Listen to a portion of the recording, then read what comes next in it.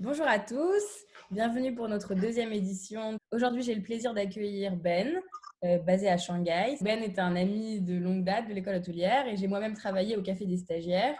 Et je trouvais que c'était intéressant qu'on ait un petit peu son opinion sur la façon dont il a géré la crise et aujourd'hui, comment se déroule la reprise pour ces deux sociétés. Donc d'un côté, il y a le Café des stagiaires et de l'autre côté, Pain Chaud, une chaîne de boulangerie. Alors, merci Rebecca, très content d'être là. Je m'appelle Benjamin, je suis partenaire avec Thomas et Max. On a créé le Café des stagiaires il y a maintenant 9 ans, en Chine d'abord, puis en Thaïlande à Bangkok. Aujourd'hui, on a 3 boulangeries à Shanghai et 2 qui vont ouvrir dans les mois qui arrivent.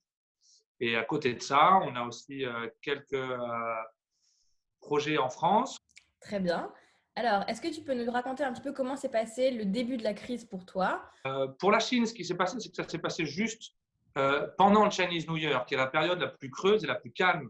Le Café des stagiaires qui a été fermé, lui, pendant un mois, et le côté pain chaud qui n'a jamais été fermé, à part la première semaine, parce qu'on manquait de staff. À Bangkok, ça n'a pas été aussi net qu'à Shanghai. Ça a mis du temps. D'abord, les boîtes de nuit, puis les massages, puis les coiffeurs se sont fermés, et les restaurants avaient le droit d'ouvrir. Puis après, ils ont interdit la vente d'alcool, mais les restaurants avaient le droit de rester ouverts. Puis on avait le droit de faire la livraison, mais on n'avait plus le droit d'avoir de clients sur place. Je ne sais pas si ça a été la bonne solution pour freiner la propagation du virus, mais on a réfléchi longuement à rester ouvert sur la livraison. Mais au final, on a fait nos calculs, on a fait laisser une semaine quand même, et on s'est rendu compte que ce n'était pas intéressant de rester ouvert. Donc on a fermé. Vos staffs étaient tous en vacances, c'est ça? Et du coup, est-ce qu'il a fallu les mettre au chômage technique? Est-ce que vous leur avez payé leur salaire ou pas? Pour pain chaud, on n'a rien eu besoin de modifier puisqu'on était ouvert. Alors pour le café, on a commencé par mettre tout le monde en vacances payées. On a tenu le mois et quand on a réouvert, on a descendu les salaires à 75% puisque le café tourne aujourd'hui à 50% et pas à 100%. Donc les équipes ont été très compréhensives. Elles étaient déjà contentes d'être payées pendant le mois fermé. Elles comprennent très bien que leur emploi dépend de la santé du business et qu'on ne peut pas trop charger les coûts en ce moment. Et à Bangkok, on a fait une chose différente qu'à Shanghai, c'est qu'à Bangkok, on ne paye pas les salaires. Parce que Bangkok, on n'a pas le même cash flow que Shanghai. Enfin, on s'est entendu avec les équipes qui l'ont compris, qui préfèrent avoir un travail quand le virus s'arrête et qui ont pris des petits boulots à côté. Donc, la plupart de nos chefs sont devenus livreurs Deliveroo, enfin, de Foodpanda à Bangkok. Dès que le café a fermé à Shanghai, c'est vrai que vu qu'on devait payer tous nos employés, on s'est dit qu'autant joindre l'utile à l'agréable. On a fait venir les équipes donc marketing et le manager de Shanghai. On a fait venir à Bangkok. Puis après, en vue de la crise, on a dû se séparer des deux. On a aussi essayé de négocier les loyers avec les propriétaires. Est-ce que tu peux nous parler un peu plus de ton personnel? Est-ce que vous avez mis en place des nouvelles choses ou alors vous aviez déjà des normes assez strictes? Pendant le mois de février, on ne pouvait pas avoir de clients sur place. Donc, on faisait que de l'emporter. Les deliveries de notre côté ont fait x2 comparé à l'année précédente. Donc, on faisait 30% de delivery. Et pour les 70%, c'était que du takeaway. Et personne n'avait le droit de s'asseoir sur place. Donc, on a eu des masques très, très vite. À chaque fois que quelqu'un rentre dans la boutique, on prenait la température et le numéro de téléphone. Si jamais, en fait, on découvre quelqu'un qui est malade par la suite, on doit rappeler tous ceux qui sont rentrés dans le bâtiment dans la période. Et encore aujourd'hui, 3 mois plus tard, tout le monde porte un masque. Et donc, en ce moment, on parle d'arrêter de porter le masque, mais ce n'est pas encore le cas. Et pour Café des stagiaires, ça a été la même chose dès le début. Prendre le numéro de téléphone de tout le monde, prendre la température de tout le monde et espacer les tables de 1 mètre et nettoyer les tables toutes les 2 heures et notamment entre chaque client. On prenait la température de tous les employés tous les jours. Et aujourd'hui même, on installe dans les nouveaux cafés, dans les nouvelles boulangeries, normalement, ils doivent scanner avec leur empreinte digitale. Maintenant, ça prend la température. Donc, comme ça, on a le record de tous les jours de la température de chaque employé. Et après, ils ont tous un masque. Donc, la compagnie doit fournir un masque par jour, par employé. Et après, ils se lavent les mains très régulièrement. Et tout le monde, toutes les équipes ont des gants aussi. Et ces mesures d'hygiène, on les a gardées depuis le premier jour et on ne les change pas. Et si quelqu'un, on n'a eu personne de malade, donc si quelqu'un avait été malade ou avait eu des signes, on l'aurait envoyé d'abord rester chez elle, puis après on allait faire un check. mais ça n'a pas été le cas.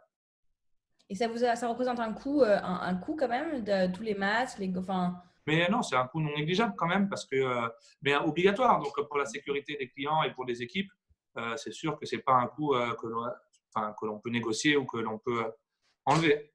Comment ça s'est passé point de vue du comportement des clients? La Chine a très vite fermé les portes aux étrangers. Donc, nous, on est un café français dont la majorité des clients, 50%, sont européens, notamment français. Et en fait, pendant le Covid, beaucoup de gens étaient rentrés chez eux et sont restés chez eux. Ce qui fait qu'on a perdu une grosse partie de notre clientèle habituelle. D'une part, il n'y avait plus les habitués. D'autre part, les habitudes des clients ont globalement changé, puisque je pense que le premier réflexe n'a pas été de faire des regroupements dans des lieux publics. Au contraire, c'était vraiment arrivé avec le temps. Et donc, chaque semaine, on voyait un peu plus de monde dans le café. Et aujourd'hui, on est toujours à 50%, pas plus. Mais on a beaucoup plus de Chinois qu'avant. Donc là, c'est un café qui est rempli d'une clientèle chinoise dont on n'a pas l'habitude. Donc, on essaie de s'adapter, on essaie de réfléchir de comment répondre à leurs besoins et leurs attentes. Mais c'est vrai que les habitués français que toi, tu connais très bien, il y en a beaucoup moins. Et ça change beaucoup de choses. Et contrairement à Pain Chaud, qui, lui, on est sur on va dire, peut-être un besoin plus nécessaire que l'alcool et le regroupement, où les gens n'ont pas cessé de consommer ou n'ont pas changé leurs habitudes à Pain Chaud. Et donc, on a exactement, là, aujourd'hui, on est à 90% des ventes de l'année dernière. Donc, on est assez content. Mais on voit que c'est un besoin plus important que celui de la fête et de l'alcool. On a eu Damien la semaine dernière. Il nous racontait que les business du déjeuner et du brunch fonctionnent beaucoup mieux que les établissements du soir. Est-ce que vous avez apporté des changements à votre business? Donc, au début, c'est ce qu'on s'est dit. Et donc, c'est pour ça d'ailleurs qu'on a revu notre brunch. Donc, on a fait un tout nouveau brunch. Dès qu'on a ouvert, on s'est dit qu'il fallait capter les clients de la journée. Et ça se passe plutôt bien. Maintenant, dans la rue, il y a plus de gens, c'est sûr, dans la journée que le soir. Le couvre-feu, il y avait quand même un couvre-feu dans toutes les résidences encore jusqu'à la fin du mois de mars. Donc les gens ont poussé les gens à rentrer chez eux un peu plus tôt. D'abord, toutes les boîtes de nuit, elles n'ont pas eu la chance d'ouvrir. C'était seulement les restaurants et les bars. Et donc, quand les boîtes de nuit ont réouvert, les clients du bar, ils quittaient plutôt le bar pour aller dans les boîtes de nuit. Donc, c'est que j'ai l'impression que les gens étaient plus à l'aise à sortir la journée que le soir, c'est sûr. Et à profiter de la journée que le soir. Et puis le soir, après, il y a aussi une histoire d'économie. J'imagine que tout le monde n'a pas eu leur salaire à 100%. Tout le monde, même certains, ont perdu leur travail. Nombreux se posent des questions sur comment ça va se passer la suite. Et donc, je pense que les gens ont changé leur habitude de dépenses et font attention et privilégient certains points. Donc, encore une fois, je ne suis pas sûr que l'entertainment soit la première chose dépensée en ce moment. Tu parlais d'un nouveau menu brunch, parce que voilà, l'idée, c'est vraiment de partager ton expérience, toi qui as vécu un peu la reprise après Covid, de partager ton expérience avec les Européens qui réouvrent là la semaine prochaine, en tout cas en Suisse. Quels conseils tu as à leur donner en termes de modification du business, des menus? Est-ce que toi, tu as fait de la livraison avec Café et des stagiaires? Enfin voilà, si tu peux nous donner un petit peu plus de pistes. Alors, nous, on a pu le revivre parce qu'une fois qu'on a réouvert Café des stagiaires à Shanghai, la question s'est posée pour Bangkok. La première chose, ça a été de trouver des masques et des thermomètres. Donc, on voulait établir les mêmes règles d'hygiène que Shanghai. À Shanghai, on a bien remarqué que pour les établissements qui faisaient de la livraison, ils n'ont pas eu d'explosion de livraison. Parce que d'une part, certains clients ne sont pas confiants avec le fait que la nourriture soit touchée par des chefs et passe par le livreur et par tout ça, parce que c'est comme ça que le virus peut se transmettre. Et d'autre part, parce qu'on fait, la plupart des gens sont en période d'économie et donc faire à manger chez soi, ça coûte toujours moins cher. Bon, au tout début, donc il y a 9 ans, le café, c'était vraiment un bar qui ouvrait à 17h. Au fur et à mesure, vous avez ouvert plutôt au déjeuner, le week-end au brunch. En fait, est-ce que ce n'était pas une bonne solution de diversifier son activité? Est-ce qu'en fait, d'être ouvert qu'à certaines périodes de la journée, c'est se mettre des bâtons dans les roues? Est-ce que même en termes de clientèle, parce que je me rappelle que la clientèle chinoise, c'était un gros sujet à Shanghai à l'époque où je suis arrivée, donc il y a 5 ans. La question, c'était, on n'a pas assez de Chinois, comment on va faire quand les expats sont en vacances? Alors déjà, on a diversifié point de vue géographiquement. Donc, on est à Shanghai, Bangkok. Thomas, lui, il est à Ho Chi Minh pour essayer d'ouvrir un café des stagiaires à Ho Chi Minh. Et Max est en France avec différents projets. Donc, au début de cette crise, c'est vrai que Max était content d'avoir poussé la diversification en France. Sauf que maintenant, la crise est mondiale. Donc, ceux qui s'en sortent le mieux, c'est la Chine en ce moment, en tout cas, puisqu'on n'a fermé que un mois et que la France et Bangkok sont déjà fermés depuis 2 mois. Donc ça, c'était une première diversification. La seconde, c'est sur les concepts. Donc, on est content d'avoir d'un côté de la boulangerie, de l'autre côté de la restauration et du bar, puisqu'au final, on se rend compte que la boulangerie marche mieux que le bar dans cette période de crise. Et après, dans le café, on reste quand même un établissement de nuit. Et on dit souvent que c'est très difficile de pouvoir capter une clientèle du midi et du soir et de la nuit dans un même établissement. Et on le voit très bien malheureusement aujourd'hui. Et donc, même si on fait des efforts, c'est très délicat de capter une autre clientèle que la nôtre. Et on ne peut pas non plus changer le concept. Donc, on peut adapter le concept, on peut pousser le concept pour les Chinois. Donc là, ce qu'on va faire, nous, c'est qu'on a engagé on cherchait un marketing directeur européen. Et là, en fait, on cherche plutôt un stagiaire chinois qui va pousser les réseaux chinois. Et donc là, on pousse plus le côté chinois. Et en ce moment, on n'a jamais eu autant de Chinois dans le café. Donc, c'est une consommation complètement différente. Normalement, les Européens, c'est des grandes tablées d'habitués. Là, c'est des groupes de 2 filles par table, partout dans le café. Donc, ça ne boit pas autant de bière que les Français. Ça ne danse pas autant que les Français, mais ça aime être dans un café et ça dépense peut-être plus en nourriture et ça prend des produits de plus haute qualité. Mais donc voilà, donc on s'adapte et on va voir comment on arrive à garder à la fin, parce qu'on espère qu'il y aura une fin de la crise, qu'on arrivera à garder plus de Chinois et de récupérer tous nos clients français qui vont bientôt, on l'espère, rentrer à Shanghai.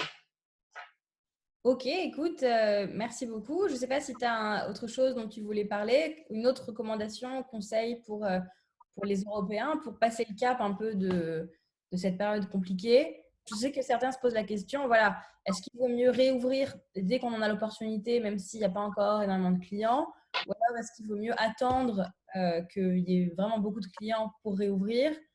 Qu'est-ce que tu en penses, toi? C'est délicat d'avoir des conseils puisque le plus important, comme tout le monde le sait maintenant, on a redécouvert, comme à chaque crise, que l'important c'est le cash flow. Donc, l'image, c'est qu'on a la tête sous l'eau et que l'air qu'on a des poumons, c'est tout l'argent qui nous reste. Et donc, plus on dépense d'argent, moins on a d'air. Et donc, il faut avoir assez d'air pour remonter à la surface. Mais une fois qu'on réouvre et une fois qu'on a le droit de réouvrir, est-ce qu'on a vraiment la tête hors de l'eau? Est-ce que c'est vraiment la fin? On se rend compte qu'à Shanghai, on est reparti depuis 2 mois, mais on est toujours à 50%.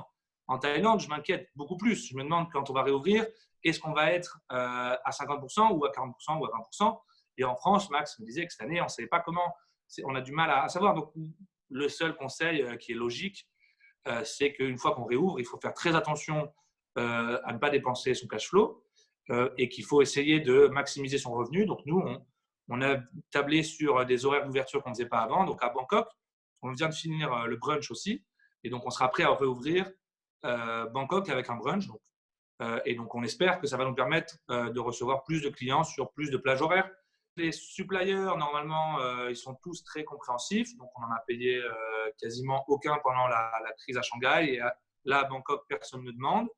Et après, il faut négocier dur avec son propriétaire parce que c'est quand même l'une des plus grosses dépenses d'un business. Ça va être une crise sur l'année. Hein. Et vous avez des concurrents qui sont morts et du coup, malheureusement pour eux, est-ce que en fait la concurrence, l'environnement concurrentiel a été modifié à votre avantage ou alors vous ne pouvez pas encore tirer des conclusions?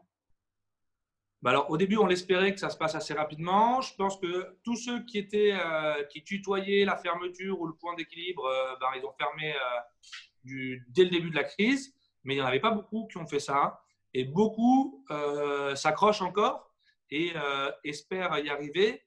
Et donc là, je pense qu'après, en tout cas à Shanghai, après 2 mois de trafic plus calme que d'habitude, on voit certaines personnes qui vont fermer. Mais aujourd'hui, point de vue de la restauration française ou qu'on côtoie, pour l'instant à Shanghai, on n'a pas vu grosses fermetures ou de nombreuses fermetures. Mais je pense que ça devrait arriver et que vu que ça fait 2 mois que les étrangers ne sont pas rentrés, je pense que les concepts européens sont dans le mal et ne passeront pas l'été si on ne réouvre pas les portes, enfin si la Chine ne réouvre pas les portes aux Européens. D'accord. Et dernière question, pardon. Je sais que tu es client BevSite. Est-ce que tu peux nous dire dans quelle mesure cette solution t'a aidé? On utilise BevSite depuis des années maintenant, j'ai envie de dire. Et donc, je pense que ça nous a aidé surtout parce qu'on sait gérer nos coûts. Vu que c'était les vacances du Chinese New Year, on avait fait des gros stocks avant les vacances pour pouvoir réouvrir et qu'il n'y a pas de livraison. Donc, tout le mois de mars, on a réouvert, on n'a pas fait une commande. Et le mois d'avril, on a fait des petites commandes. Mais on sait gérer nos coûts grâce à BevSite. On a commencé d'ailleurs à utiliser BevSite pour la cuisine pendant la reprise. Ça devrait porter ses fruits dans les mois à venir. Merci beaucoup. Bon courage pour la reprise alors. Merci beaucoup, Rebecca. Et ça m'a fait très plaisir de participer à ce projet. Merci.